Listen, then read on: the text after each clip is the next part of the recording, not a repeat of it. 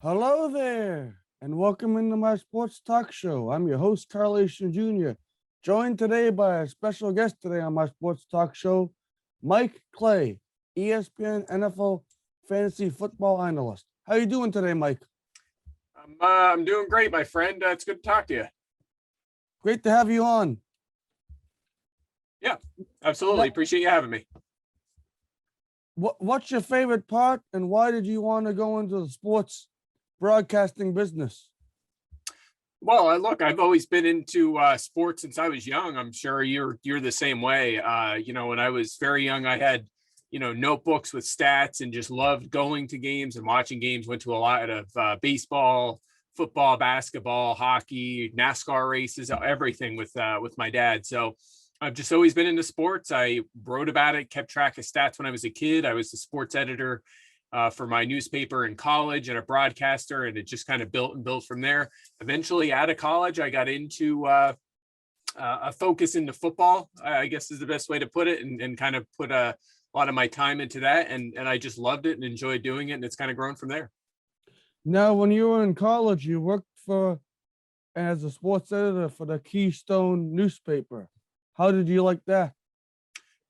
Loved it. I bounced around like so many people in terms of changing majors in college. I tried a bunch of different things. I tried, math teacher, which I thought I wanted to do for a long time.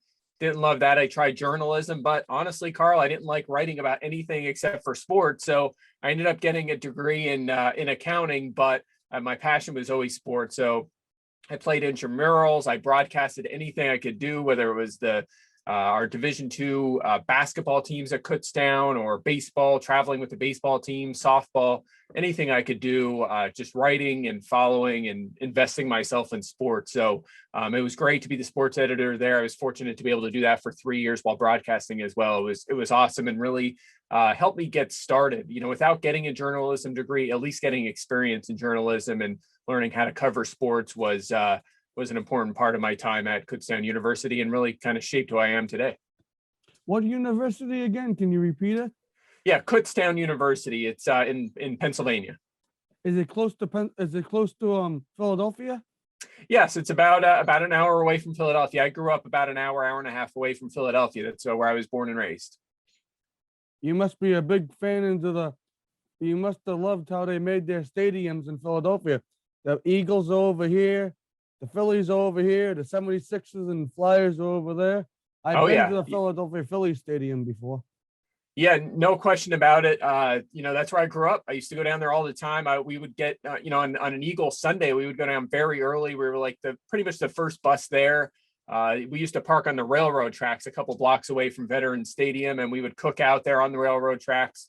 And then, I would take walks at 7 a.m, walking around while everything was still getting set up. There was very few people there, and some light music playing, and it was just always a relaxing time. And some of my best memories growing up were hanging out at Veterans Stadium. So I missed that place for sure. I actually went down in the middle of the night to watch the implosion of that stadium, which was just unbelievable. An unbelievable experience to see many years ago, but the link's great as well. And I still, I'm in Connecticut now, working up here at ESPN, but I still try to get down to Philly once in a while and get to a game. How's your girls and how's your wife doing? All great. Appreciate you asking. All good here. We're enjoying the warm weather. Finally getting some warmth up here in Connecticut. And I'm just north of Connecticut. I'm in Douglas, right at the tri-state border of Connecticut and Rhode Island. There you go. So you know what I'm talking about, right? We're finally getting some warm weather, can get outside and enjoy that a little bit. Now, you told me you did an online blog before you started working at ESPN. Is that correct?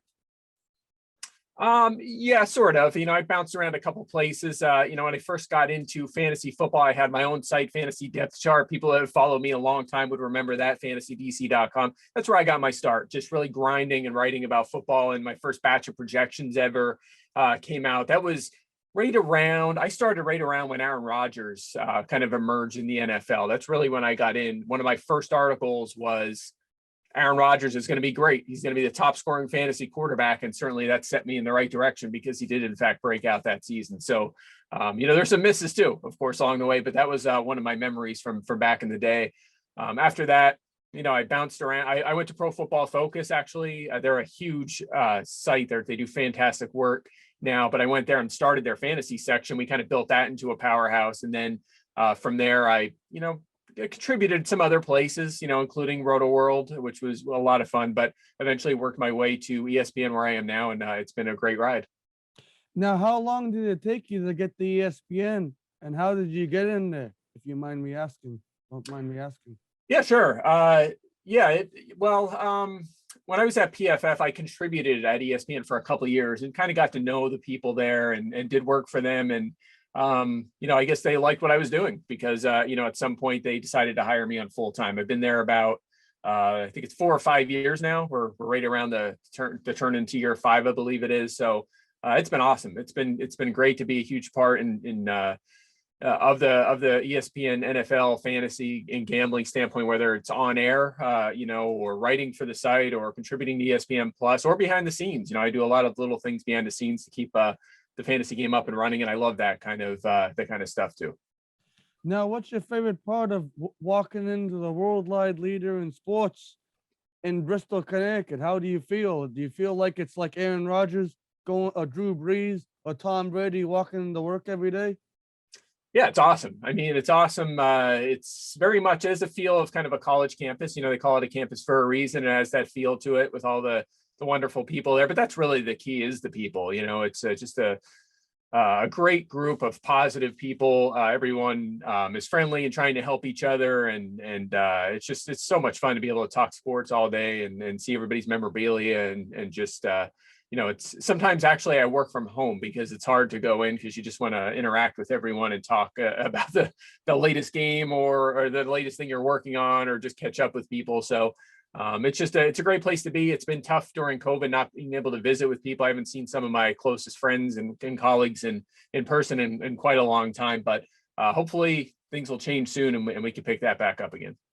Now, that I want to work my way up to ESPN, and I got a degree in journalism from UMass Amherst. I did it online so I could still watch my Yankees games and I didn't have to pay for a bed. But for me or anybody else listening to this, I have friends, girls and guys that want to do what I'm doing, and I got my degree but they're trying to get the degree for me or them. How would you explain how to go about it? Yeah, well, I mean, I kind of just walked you through my path, and everyone's path is different. So, you've taken some important steps and that I would recommend, including getting yourself experience. You have your own show and you do a great job. You know the game, you follow the sports very well. That's important too. You can't get caught off guard. You have to know what you're talking about, and you have to find something unique to talk about too, right? Don't just, you don't want to just get into reading, raw stats or scores. You have to dive deep and find something that kind of shapes you and say, when I think of analytics, I think of Carl, or something along those lines. Like people with me think projections, right? I do a lot of the grinding with projections, and you have to kind of find your niche and work your way up. So find something you're great at, keep at it, work really hard, and you'll get people's attention. And that's another part of it is networking, getting to know people, and make sure you're a positive person. Not someone that's on Twitter saying, I should be at ESPN because I'm way smarter than these fools, like that's not helpful. We're all just people working hard, trying to do our best here. And that kind of attitude's not going to get you anywhere. So I think a combination of all those things is how you get yourself to the next step. I've been told that before, it takes time, and not to say, oh, I want to do that. J.W. Stewart, former ESPN anchor, when he was over at NBC Connecticut, he took me in and he talked to me afterwards after the tour, and he says it takes time, and it's not just you wake up one day and you're there. No question about it. I put many, many hours and years and weeks and in some cases money into working my way up to where I am today.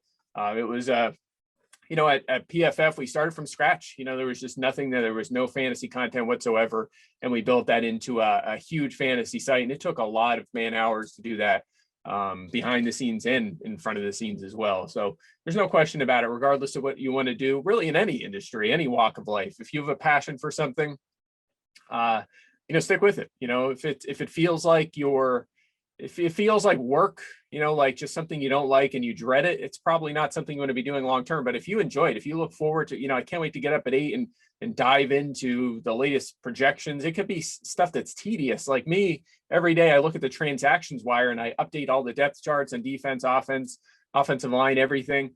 I look forward to that, right? I get excited to get down there and dive into that stuff. A lot of people wouldn't really care much for. But I enjoy that aspect and being able to frame the whole NFL and understanding every little aspect of it. It's impossible to understand everything, but that passion to understand as much as possible is key for me. And that drive, as long as it's there, it's going to make my job feel like a hobby. And as long as that continues, I'll be good to go. So I recommend that for anyone out there. If you have a passion for something, you wake up every day, you want to do something, find a way to do it, find a way to do it and find a way to turn it into your job long term. Most likely you can pull that off. Just like you like that I have Carl's Corner, my sports blog on Facebook. You follow that, and you said that's a start. And then I did my 3 Things You Need to Know show with Carlson Jr. You said that was a start.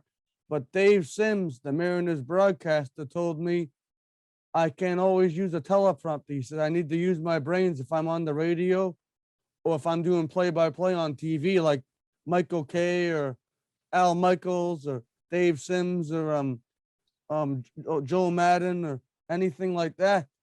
I can't use a teleprompter. So that's when I thought about, I want to do this show, and I look forward to it because I do my show and I talk about different, the Bruins won last night or the Yankees won or the Red Sox won or so forth. But I look forward to when I have somebody like you on there or a former athlete or somebody that's in the media or even somebody maybe in the news that was a former sports anchor.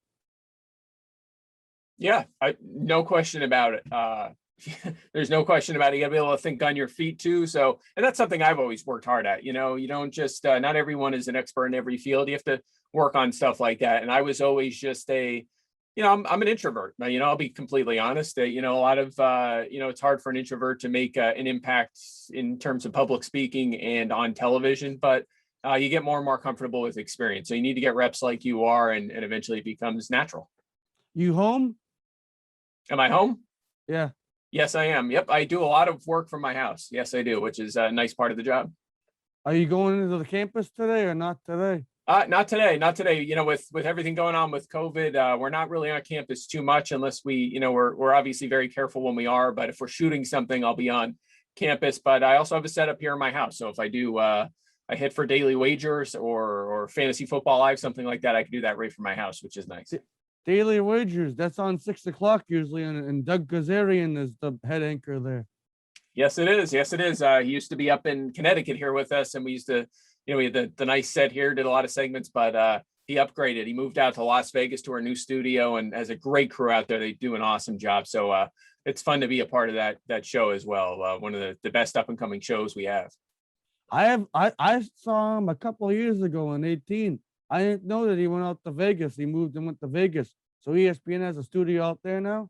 They sure do. Yep, they sure do. Right in downtown Las Vegas. Right in downtown Las Vegas. Have you been out there yet? Not to the new studio. I haven't been to Vegas in a couple of years. We just opened it up right around when all this COVID stuff started. So I've not been out that way yet, but looking forward to getting out there soon. Now, I also know you do a fantasy football thing on the radio with Field Yates. Tell me about that. Well, we do the podcast. Yeah, the Fantasy Focus podcast. Matthew Berry, Stefania Bell, Field Yates, Daniel Dott, myself, Kyle Soppe behind the scenes. We have a great crew involved there. So that's on every day of the every weekday, I should say, during the regular season and leading up to the NFL regular season. And right now, we're doing basically weekly shows. So fantasy football and NFL content is year round anymore. There's really no off season. I've been grinding almost every day since the last regular season ended. There's always something to do. I'll take a little bit of a break, vacation in the summer, but there's just always so much going on, and we'll continue to pump out content, whether it's fantasy, NFL, gambling. It's I have, I'm just wrapping up content right now. I have a bunch of articles coming out in the site here in the next few weeks. So it's always, and again, I love it. It's always something to do, something to talk about in the NFL. What's funny is Field Yates is up in my area. He comes from Boston. I remember he says he commutes every day. That's a long commute. It's not like you commuting to ESPN. Yeah, he is from up that way. He actually moved closer to campus now, but since he got married. But yeah, Field's one of the best in the business. A good friend of mine here at ESPN, but a hard worker, takes his job seriously, and fantastic host, fantastic analyst. So I can't recommend that. If you're looking to work your way into a role on TV, it could be anything. It could be a news reporter, it could be a weatherman, it could be a sports analyst, whatever you want to do. Field's a great person to watch and model yourself after. Just a great person, a smart person, a hard worker, has it all. Last time I saw him was 17. When I was down there in 18, he wasn't around, but he happened to see my friend that works as a cameraman and he's an operator behind the scenes. And he says, Andrew, what are you doing here? And I met him and he was still living in Boston then. He said he didn't move down yet. Yep. Just moved down recently. So, yep. Field's a great guy for sure. Just don't tell him I said that though. All right. Oh, good guy for sure. I don't talk to him that much. Hey, Mike, it was great to have you on my sports talk show. I hope everybody has a great rest of their Thursday afternoon, evening, night. This has been Carl Achin Jr. signing off. Until next time. Mike, thank you again. Thanks for coming on. Everybody have a great day. Anytime, Carl. Take care. Take care.